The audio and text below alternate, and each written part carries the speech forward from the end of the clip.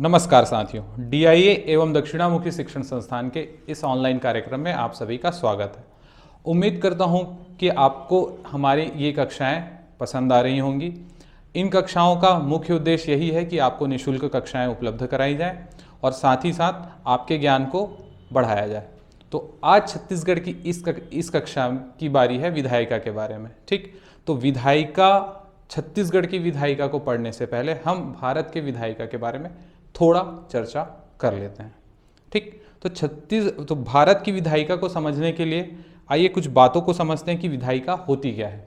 तो विधायिका होती क्या है? अगर सामान्य शब्द में कहूं तो विधायिका केवल और केवल विधि बनाने वाली संस्था है। ठीक, अगर अच्छे भाषा में हम कहें कि विधायिका क्या है, तब हम क्या कहेंगे? तब हम कहेंगे कि विधायिका एक ऐसी संस्था है जो विधि द्वारा स्थापित प्रक्रिया के माध्यम से कानून का निर्माण करती है। ठीक, समझ में आया बात? क्या है, एक बार और समझते हैं। विधायिका क्या है? तो विधायिका एक ऐसी संस्था है जो विधि द्वारा स्थापित प्रक्रिया के माध्यम से कानूनी निर्माण का कार्य करती है। इसे हम क्या कहते हैं? विधायिका। ठीक, तो वही चीज यहां पर भी है। कानून बनाने वाली संस्था विधायिका या व्यवस्थापिका कहलाती है। भारत में केंद्र स्तर पर कानून बनाने का कार्य कौन करता है? तो केंद्र स्तर पर कानून बनाने का कार्य सांसद करते हैं, जिस पर अंतिम स्वीकृति राष्ट्रपति द्वारा दी जाती है। अतः इस प्रकार संसद के 3 अंग हो जाते हैं। तो 3 अंग कैसे हो गए? तो एक अंग है लोकसभा, जहां पे लोकसभा से चुने हुए सांसद बैठते हैं। एक अंग है राज्यसभा, जहां पर राज्यसभा के नवनिर्वाचित सांसद बैठते हैं। और एक अंग है राष्ट्रपति। अगर कोई विधेयक है जो कि पास होना है तो वो विधेयक 3 जगह से पास होकर एक कानून बनता है। पहले वो या तो लोकसभा में पास होगा या तो राज्यसभा में पास होगा। दोनों से पास होने के बाद अंतिम रूप से वह जाता है राष्ट्रपति के पास, और अंतिम तौर पर वह पास होता है कहाँ पर? राष्ट्रपति के पास, राष्ट्रपति के द्वारा। तब कोई विधेयक एक कानून के रूप में आता है। ठीक, अगर हम देखें ये तीनों चीज़ें आर्टिकल 79, 80 और 81 में हैं। तो 79 क्या बताता है? संसद के बारे में। तो आर्टिकल से भारतीय संविधान का अनुच्छेद 79 तो वो कहता है कि भारत का एक संसद होगा, और वह किनसे बना होगा? वह राज्यसभा, लोकसभा और राष्ट्रपति से मिलकर बना होगा। तो आर्टिकल 80 में राज्यसभा के बारे में बताया गया है कि राज्यसभा की संगठन कैसा होगा, राज्यसभा की संरचना कैसी होगी, राज्यसभा के उत्तरदायित्व क्या होंगे। इन सभी की जानकारी कौन से अनुच्छेद में दी गई है? तो अनुच्छेद 80। ठीक, और उसी प्रकार अनुच्छेद 81 में बताया गया है कि लोकसभा की संरचना कैसी होगी, लोकसभा के उत्तरदायित्व कैसे होंगे, लोकसभा में कितनी सीटें होंगी, लोकसभा में आरक्षण कितना होगा। एक और बात जानने वाली बात कि हमारे यहाँ जो है वह राज्यसभा में आरक्षण नहीं है, जबकि लोकसभा में आरक्षण उपलब्ध है। ठीक, तो आरक्षण का तात्पर्य क्या है? तो आरक्षण से तात्पर्य है कि विशेष जाति, विशेष समुदाय वालों को यहाँ पर क्या किया जाता है? आरक्षण दिया जाता है। ठीक, यहां तक बात समझ में आए? ठीक, अब बात करते हैं छत्तीसगढ़ से पार्लियामेंट में छत्तीसगढ़ का प्रतिनिधित्व कैसा है। तो कुल मिलाकर 16 सदस्य छत्तीसगढ़ से प्रतिनिधित्व करते हैं। कहां? भारतीय संसद का। ठीक, जिसमें से 11 जो हैं वह लोकसभा का प्रतिनिधित्व लोकसभा में है, और 5 जो हैं वह है राज्यसभा में। ये 11 और 5 जो सांसद हैं वो छत्तीसगढ़ का प्रतिनिधित्व करते हैं। कहाँ? भारतीय संसद में। ठीक, अब पहली बात हम करेंगे कि वो राज्यसभा में कौन कौन से सांसद हैं जो कि छत्तीसगढ़ का प्रतिनिधित्व कर रहे हैं। आइए देखते हैं कौन कौन से सांसद हैं। तो छत्तीसगढ़ से 5 सांसद हैं जो राज्यसभा में छत्तीसगढ़ का प्रतिनिधित्व कर रहे हैं। इनमें से पहली हैं श्रीमती छाया वर्मा जो कि कांग्रेस से हैं। एक है KTS तुलसी जो कि कांग्रेस से हैं। एक है फूलो देवी नेताम, ये भी कांग्रेस से हैं। और 2 जो हैं वो हैं भाजपा से, जो कौन कौन से हैं, एक है श्री राम विचार नेताम जी और दूसरी सुश्री सरोज पांडे जी। पहली हम लोगों ने देख चुका है, देख लिया है कि राज्यसभा में आरक्षण का प्रावधान नहीं है। ठीक, चलिए अब देखते हैं लोकसभा की क्या स्थिति है। तो छत्तीसगढ़ में कुल मिलाकर 11 लोकसभा सीटें हैं। कितनी सीटें हैं? 11 लोकसभा सीटें, और इन 11 लोकसभा सीटों में आरक्षण का प्रावधान है। तो देखते हैं कहाँ कहाँ पर कैसा कैसा आरक्षण है। तो हमारे यहाँ केवल SC ST और अनरिजर्व्ड, यहाँ पर अदर पिछड़ा वर्ग को कोई आरक्षण नहीं है, मतलब अन्य पिछड़ा वर्ग के लिए आरक्षण का कोई प्रावधान नहीं। तो जो SC हैं, शेड्यूल कास्ट, अनुसूचित जाति, उनके लिए एक सीट रिजर्व है, वह सीट है जांजगीर की। ठीक, ST से तात्पर्य है अनुसूचित जनजाति, जिनके लिए 4 सीटें आरक्षित हैं। वह 4 सीटें हैं रायगढ़, बस्तर, कांकेर और सरगुजा। और उसी प्रकार 6 सीटें अनरिजर्व्ड हैं। तो अनरिजर्व्ड से तात्पर्य यह है कि इन 6 जगह में किसी भी जाति के लोग का प्रतिनिधित्व हो सकता है, चाहे वो ST हो, SC हो, OBC हो, हिंदू हो, मुसलमान हो, ईसाई हो, सिख हो, कोई भी। तो ये अनरिजर्व्ड सीटें कौन कौन सी हैं? रायपुर, बिलासपुर, दुर्ग, राजनांदगांव, कोरबा और महासमुंद। ठीक, अब आइए थोड़ी जानकारी इन 11 सांसदों की ले लें कि कौन कौन से वे 11 सांसद हैं और कौन कौन से क्षेत्र से आते हैं, ताकि कई बार परीक्षाओं में ये भी प्रश्न पूछ दिया जाता है, मैच द फॉलोइंग।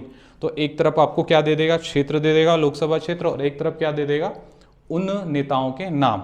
तो आपको दोनों को मैच करना होगा। तो देख लेते हैं।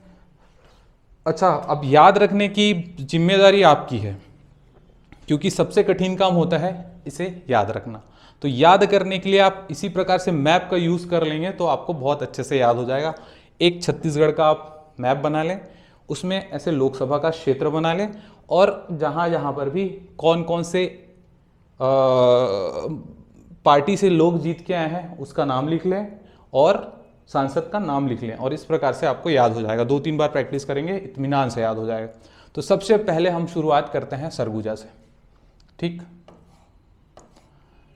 सरगुजा लोकसभा क्षेत्र में वहाँ से जो जीत के आई थी वो थी श्रीमती रेणुका सिंह, जो कि अनुसूचित जनजाति से हैं और भाजपा उनका मुख्य पार्टी है। ठीक, अब रेणुका सिंह जी का कद काफ़ी ऊंचा हो चुका है, क्योंकि उन्हें मोदी के मंत्रिमंडल में केंद्रीय मंत्री का दर्जा मिला है और वह आदिवासी मामलों की मंत्री हैं, और उन्हें उस विषय पर स्वतंत्र प्रभार मिला हुआ है। ठीक, दूसरी बात करें तो दूसरा जो लोकसभा क्षेत्र है वह है रायगढ़ का। ठीक, कौन सा? रायगढ़ का। तो रायगढ़ से जो जीत के आई हैं वह हैं गोमती साय जी, श्रीमती गोमती साय। ये भी ST रिजर्व्ड है, देख सकते हैं आप, जो पिंक कलर से है वो ST रिजर्व्ड है। जैसे कि एक है सरगुजा, ये है आपका कौन सा? रायगढ़। ठीक है, ये है कांकेर और ये है बस्तर। ये 4 जो क्षेत्र हैं वो हैं ST रिजर्व्ड, और एक SC रिजर्व्ड है, वह है जांजगीर। ठीक, 2 देख लिया। तीसरा अपन देखेंगे जांजगीर। तो जांजगीर में कौन जीत कर आया? तो जांजगीर में जीत कर आए हैं गुहाराम अजगले जी, जो कि भाजपा से सांसद हैं। ठीक, चौथा है कोरबा। ठीक, कोरबा से कौन जीत के आया? तो कोरबा से श्रीमती ज्योत्सना महंत जीत के आई, जो कि हैं कांग्रेस से। अब एक बहुत अच्छी चीज़ आपको इससे एनालिसिस आप कर पाएंगे, तो आपको एनालिसिस करके समझ में आ रहा होगा, जो छत्तीसगढ़ उत्तरी भाग है वहाँ पर जो 3 सांसद आई हैं वो तीनों की तीनों कौन है? महिला है। कोरबा से आई ज्योत्सना महंत, सरगुजा से आई रेणुका सिंह, और रायगढ़ में आई श्रीमती गोमती साय, जांजगीर में गुहाराम अजगले। 5वां है बिलासपुर में। तो बिलासपुर अनरिजर्व्ड है, बिलासपुर में अरुण साव जी आए हैं जो कि भाजपा से हैं। 6वां राजनांदगांव अनरिजर्व्ड, संतोष पांडे जी भाजपा। 7वां है दुर्ग, श्री विजय बघेल जी, वो भी भाजपा से हैं। 8वां रायपुर, सुनील सोनी जी भाजपा अनरिजर्व्ड। 9वां महासमुंद, चंदूलाल साहू जी, ये भी भाजपा से हैं। ठीक, ये भी सीट अनरिजर्व्ड है। 11वां है कांकेर, यहाँ पे आए हैं जीतकर कौन? मोहन मंडावी जी। जो कि कौन से दल से हैं, तो वो हैं भाजपा से। ठीक, इनकी जाति कौन सी, अनुसूचित जनजाति। और आखिरी जो है बस्तर, वह है, वहाँ से जीत के आए हैं दीपक बैज जी, जो कि कांग्रेस के नेता हैं। ठीक, तो इस प्रकार ये 11 सांसद हैं जो कि लोकसभा में छत्तीसगढ़ का प्रतिनिधित्व कर रहे हैं। और जो लास्ट स्लाइड में देखा 5 सांसद जो कि राज्यसभा में प्रतिनिधित्व कर रहे हैं। अब हम बात करते हैं राज्य विधायिका की, कि हमारा राज्य विधायिका कैसे है, भारतीय संविधान के कौन से अनुच्छेद में राज्य की विधायिका के बारे में वर्णित है। तो भारतीय संविधान के अनुच्छेद 168 से 212 में राज्य विधायिका के बारे में वर्णन किया गया है। तो इन अनुच्छेदों में राज्य विधायिका के संगठन के बारे में, उनके कार्य के बारे में, उनके दायित्व के बारे में, उनके उत्तरदायित्व के बारे में, ये सारी चीज़ों का वर्णन किसमें किया गया है, अनुच्छेद 168 से 212 में। और सबसे प्रमुख बात यह भाग 6 में आता है, जिसमें दिया गया है राज्य सरकार, जिसमें राज्य सरकार की पूरी सारी चीज़ों के बारे में अनुच्छेद के साथ उपबंध किया गया है। ठीक, आगे बढ़ते हैं। तो छत्तीसगढ़ की जो राज्य विधायिका है उसके 2 अंग हैं, एक है राज्यपाल और दूसरा है विधानसभा। ठीक, छत्तीसगढ़ में केवल 2 ही अंग हैं, एक है राज्यपाल, दूसरा है विधानसभा। भारत के कुछ और राज्य हैं जहां पर विधान परिषद भी स्थित है, लेकिन छत्तीसगढ़ में विधान परिषद का अस्तित्व नहीं है। ठीक, चलिए आगे बढ़ें और समझते हैं आगे क्या क्या है। ठीक, अब बात करते हैं विधानसभा में सीटों के आरक्षण के बारे में, कि छत्तीसगढ़ के विधानसभा में कितनी सीटें हैं और कितना आरक्षण है। तो छत्तीसगढ़ की विधानसभा में कुल मिलाकर 90 सीटें हैं, जिनमें 10 आरक्षित है एससी के लिए। ठीक, 29 आरक्षित है एसटी के लिए, अनुसूचित जनजाति। सामान्य वर्ग के लिए 51 सीटें हैं, और ये टोटल मिला के कुल सीटों की संख्या कितनी हो जाती है, 90। ठीक, आसान है, बिल्कुल याद रहेगा, हमेशा याद रखिए इन बातों को। SC 10, ST 29, unreserved 51। ठीक, ये कहाँ का आरक्षण, विधानसभा का आरक्षण। परीक्षाओं में आरक्षण अलग, मत मिलाइएगा दोनों को। ठीक, अच्छा, ये पीछे जो आप चित्र देख रहे हैं ये है छत्तीसगढ़ विधानसभा का चित्र। ठीक, किसका चित्र है, छत्तीसगढ़ विधानसभा का, जिसका नाम छत्तीसगढ़ की पहली महिला सांसद के नाम पर रखा गया है। क्या नाम था उनका, तो उनका नाम था मिनी माता। ठीक, इस छत्तीसगढ़ विधानसभा का नाम भी मिनी माता है। ठीक, अब बात करते हैं छत्तीसगढ़ पीएससी, सीजीपीएससी, व्यापम और विभिन्न प्रकार की परीक्षाओं के प्रश्नों के बारे में, जो कि यहाँ से बनता है। उनका ये जो टॉपिक है बहुत फेवरेट टॉपिक है। स्टैटिक पार्ट से प्रश्न पूछता है, मज़ा आता है उनको, तो इसको हमने टॉपिक दिया है हमारी विधायिका। इसके बारे में बात करते हैं कि हमारा प्रथम विधानसभा कब शुरू हुआ। तो छत्तीसगढ़ राज्य अस्तित्व में आया 1 नवंबर सन 2000 को, उसके बाद ही प्रारंभ हुआ। तो जो पहला विधानसभा है वह हुआ 14 दिसंबर सन 2000 को।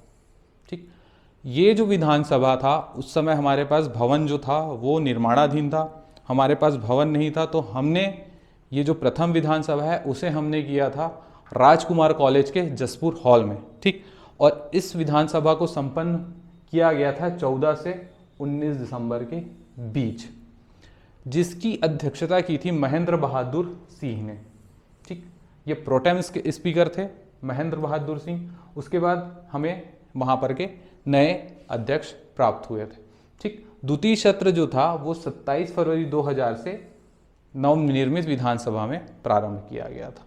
ठीक, प्रथम विधानसभा के जो मुख्य पदाधिकारी हुए वो कौन कौन से थे, वो थे प्रोटेम स्पीकर महेंद्र बहादुर सिंह, प्रथम अध्यक्ष जो थे वो थे राजेंद्र प्रसाद शुक्ल। ठीक, उपाध्यक्ष जो थे बनवारी लाल वर्मा, और नेता प्रतिपक्ष में थे नंद कुमार साय। अगर मैं बात करूं तो ये जो प्रथम विधानसभा है वह कब कब आया, 2000 में। उस समय सरकार किसकी थी, कांग्रेस की सरकार थी। ठीक, मुख्यमंत्री कौन हुए थे पहले, वो थे माननीय श्री अजीत जोगी जी। तो ये जो नेता प्रतिपक्ष के व्यक्ति हैं ये कौन से दल से होंगे, सीधी सी बात है, उस समय बड़ा दल था का भाजपा। ठीक, तो नेता प्रतिपक्ष वहां पे कौन थे, भाजपा से थे नंद कुमार साय जी। ठीक, आशा करता हूं कि इतना तक समझ में आया होगा। इसके बाद छत्तीसगढ़ के और प्रमुख पदाधिकारी हैं उसके बारे में बात करेंगे, लेकिन उससे पहले एक और चीज समझते हैं, क्या छत्तीसगढ़ में एंग्लो इंडियन का प्रतिनिधित्व है। तो सर्वप्रथम एंग्लो इंडियन को समझते हैं कि एंग्लो इंडियन है क्या चीज़। तो एंग्लो इंडियन वे व्यक्ति थे जो आज़ादी से पहले भारत में पहुँचे थे और यहाँ पर रहकर जिन्होंने अपना परिवार बनाया और उस परिवार से या तो बच्चे आए या फिर वो खुद रह गए, इन सभी लोगों को हमने क्या कहा, एंग्लो इंडियन का दर्जा दिया। ठीक, पूर्व में ये था कि इन्हें विधायिका में एक स्थान दिया जाता था, लेकिन 114वां संविधान संशोधन अधिनियम 2020 के द्वारा इन आंग्ल इंडियनों का प्रतिनिधित्व को पूर्णतः समाप्त कर दिया गया। तो वर्तमान में आंग्ल इंडियन लोगों का जो प्रतिनिधित्व है वह ना तो संसद में है और ना ही राज्य की विधानसभा या विधान परिषद में है। तो वर्तमान में आंग्ल इंडियन का कोई भी रोल नहीं है। ठीक, तो अब देखते हैं क्या है कि कौन कौन हुआ हमारे यहाँ। जो अभी तो 5वीं विधानसभा चल रही है, तो 5वीं विधानसभा में एक भी आंग्ल इंडियन नहीं था, लेकिन प्रश्न बन सकता है कि पहली, दूसरी, तीसरी, चौथी विधानसभा में कौन से आंग्ल इंडियन जो थे वो हमारी विधानसभा में थे, या मैच द फॉलोइंग में भी पूछ सकता है, कुछ भी पूछ सकता है। छत्तीसगढ़ पीएससी है, राजा हरे होगा। ठीक, तो समझे कौन कौन था। तो पहले जो विधानसभा में थे उसमें महिला थी श्रीमती इंग्रिड क्रिस्टीन मैक्लाउड। ठीक, द्वितीय विधानसभा में कुमारी रोजलिन बैकमैन। ठीक, तृतीय और चतुर्थ में एक ही आदमी था, वो था श्री बर्नार्ड जोसेफ रॉड्रिक्स। ठीक, और जो वर्तमान में 5वीं विधानसभा चल रही है, यहां पर किसी को चयनित किया ही नहीं गया था, मनोनीत किया ही नहीं गया था। उससे पहले ये निर्णय आ गया कि हम रखबे नहीं करन, तो रखे ही नहीं, और इस प्रकार इस बार की विधानसभा में कोई भी एंग्लो इंडियन का प्रतिनिधित्व नहीं है, और इसके बाद से जो भी विधानसभा होगी उसमें भी एंग्लो इंडियन का प्रतिनिधित्व नहीं होगा। तो इस बार से जो छत्तीसगढ़ की विधानसभा है वहाँ पर जो अधिकतम संख्या विधायकों की होगी वह होगी 90, और इससे पूर्व में जब एंग्लो इंडियन का प्रतिनिधित्व रहता तब अधिकतम संख्या कहा जाए तब रहता कितना, 91, और पूछा जाता कि कुल चयनित विधायक कितने हैं, तब आप उत्तर देते 90, और अधिकतम मैक्सिमम कहा जाता तब बताते 91। ठीक, ये मैक्सिमम और चयनित ये दो चीज़ें हैं, दो अलग अलग चीज़ें, जिसको आप मस्तिष्क में रखिए। ठीक, उम्मीद करता हूं कि आपको अभी तक की कक्षाएं समझ में आई होंगी। ठीक, इसमें कुछ और पदाधिकारी जो बच गए हैं उसको भी देख ही लेते हैं कि कौन कौन से पदाधिकारी थे, और उसके बाद अपन कक्षा को अंतिम पड़ाव की ओर लेके चलेंगे। ठीक, तो छत्तीसगढ़ के मुख्य पदाधिकारी अभी तक हुए उन्हें भी देख लेते हैं, एक नज़र डाल लेते हैं कि विधानसभा अध्यक्ष जो पहली विधानसभा से लेके अभी तक थे वो कौन कौन से थे। ठीक, तो पहले जो विधानसभा हो उसमें जो पहले अध्यक्ष थे वो थे श्री राजेंद्र प्रसाद शुक्ल, दूसरे थे श्री प्रेम प्रकाश पांडे, तीसरे थे श्री धर्मलाल कौशिक, चौथे से श्री गौरी शंकर अग्रवाल, और जो वर्तमान में है, वर्तमान की विधानसभा में है वो हैं श्री चरणदास जी महंत, जो कि जांजगीर क्षेत्र से आते हैं। ठीक, इनका कार्यकाल जैसा विधानसभा चला है, जैसा चला है वैसे इनका कार्यकाल है 2000 से 2003, 2003 से 2009, 2009 से 2014, 2014 से 2019 और 2019 से 2024। 24 में फिर चुनाव होएगा, फिर बदलेंगे ये। ठीक, विधानसभा उपाध्यक्ष कौन बने, महत्वपूर्ण नहीं है, फिर भी जान लीजिए। पहले विधानसभा में बनवारी लाल अग्रवाल, दूसरे में श्री धर्मजीत सिंह, और दूसरे में ही श्री बद्रीनाथ दीवान, फिर तीसरे में श्री नारायण चंदेल, चौथे में श्री बद्रीधर दीवान, और पांचवें में वर्तमान में श्री मनोज मंडावी जी। ठीक। प्रोटेम स्पीकर के रूप में सबसे पहले सीट ग्रहण किया था महेंद्र बहादुर सिंह, दूसरे में श्री राजेंद्र प्रसाद शुक्ल, तीसरा श्री बोधराम कंवर, चौथा श्री सत्यनारायण शर्मा, और पांचवा श्री राम पुकार सिंह। तो प्रोटेम स्पीकर जो होता है वह होता कुछ नहीं है, ये क्या होता है, जब भी विधायकों की या सांसदों की प्रथम बैठक होती है तो इसमें करते क्या हैं कि जो सबसे बुजुर्ग व्यक्ति होता है उसे एक दिन के अध्यक्ष के रूप में नियुक्त करते हैं। तो वह व्यक्ति कौन होता है, तो वह व्यक्ति वह होता है जो वहाँ पर सबसे ज़्यादा उम्र का हो, सबसे ज़्यादा अनुभवी हो, तो उसे उन्हीं को ही प्रोटेम स्पीकर के रूप में बिठा दिया जाता है। ठीक। तो उम्मीद करता हूँ कि ये प्रोटेम स्पीकर भी आपको समझ में आया होगा, चीज़ें समझ में आई होंगी, कक्षाएं अच्छी लग रही होंगी। अगली कक्षाओं तक मैं आपसे धन्यवाद लेता हूँ और अगली कक्षा हम जल्द ही लेके आएंगे। तब तक के लिए धन्यवाद।